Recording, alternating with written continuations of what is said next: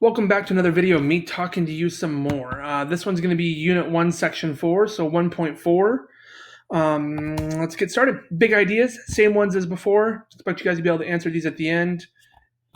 We can always discuss these during our class conference time. That's kind of the point of them.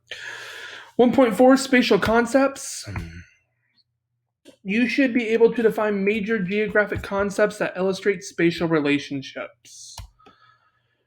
So part of the first one, spatial concepts include absolute and relative location. We've already talked about these. Absolute location is the precise location of something. Relative location is that location in relation to something else. So your bedroom is next to something, your house is next to something, but your house's physical address, that is its absolute location.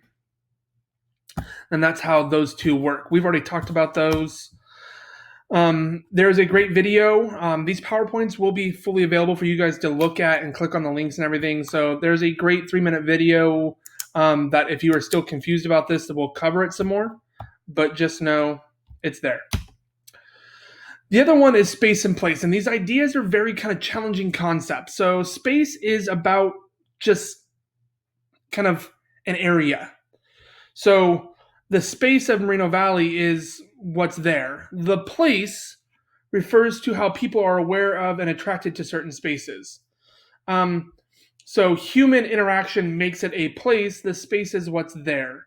Like I said, these concepts are challenging in kind of like abstract views like we're doing now. But we'll talk about space and place as we cover through the units, and it'll make much more sense then.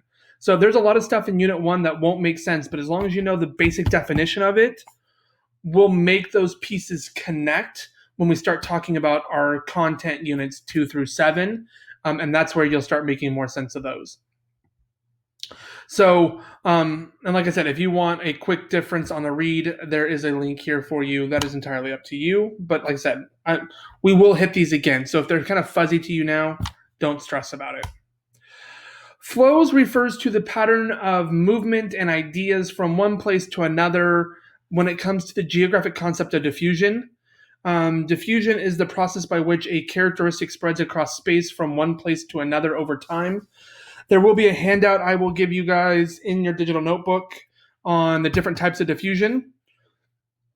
There are several different types that we look at, and I'll do a video on those with the handout separately. Just know that it's coming. The origin of that idea, the place of its invention is called its hearth, and it's usually expressed on a map with arrows showing movement. And I'll give you guys an idea of kind of what this looks like here.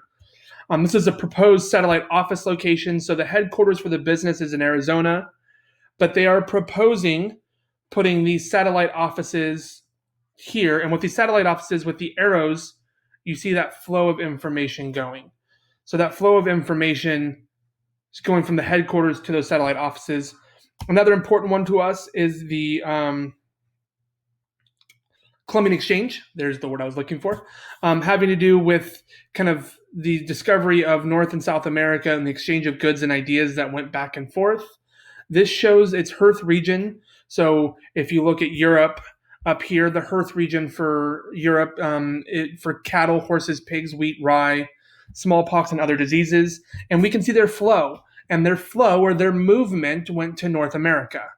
So these ideas kind of, you see the origin point and where they ended up. And this is how we show movement and flow on a map and kind of diffusion. Okay, the next idea we're going to look at is distance decay.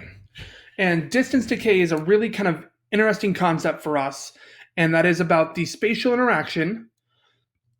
And the farther that spatial interaction has to happen over, the less likely it is to happen. So a good example of this is like, let's say you're on a school campus and you're yelling at your friend. If you want to get your friend's attention, you're yelling at them. If they're closer to you, they're likely to hear you. But if they're across the campus and you scream and yell at them, they're just going to keep walking away and then you look weird, which is cool. That's fine.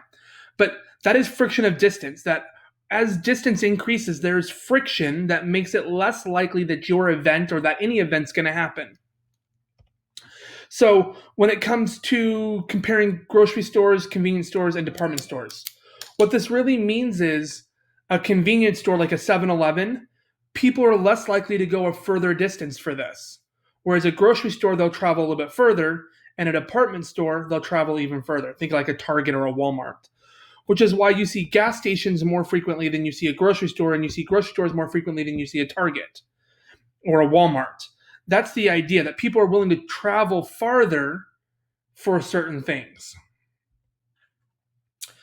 Distance decay, kind of one of the big things with that would be like the weakening of radio signals as it travels across space. Those are all distance decay. Improvements in transportation, communication, and infrastructure have reduced that. And that's what we call time-space compression. This is the idea that time and space has been compressed and brought further together because of technology. Think about like how long it used to take to travel and what it does now. So prior to telephones or anything like that, if you wanted to get a letter to China or something, it would take longer. If you were then telephone, you could call China and it would be quicker. Now with the internet, it just is there. That is the idea of time-space compression. So with all of these concepts, time-space compression overcomes the distance decay and friction of distance to bring things together. And like we talked about for transportation, 1817, a freight shipment from Cincinnati, Ohio to New York City took 52 days. In 1850, with canals and roads, it took 26 days. By 1852, it took 7 days. By airplane now, you can do it in a couple of hours. And if it's digital, it's there instantaneously. So this is time-space compression overcoming distance decay. Humankind finding ways to overcome distance. So globalization kind of brings everything together, and that's kind of the reference here to time-space compression. Patterns, geometric arrangement of objects in space, linear pattern of settlements, grid street patterns, patterns of religion, language, and agriculture. These are all things we look at, but we look at patterns. Some of them are very specific.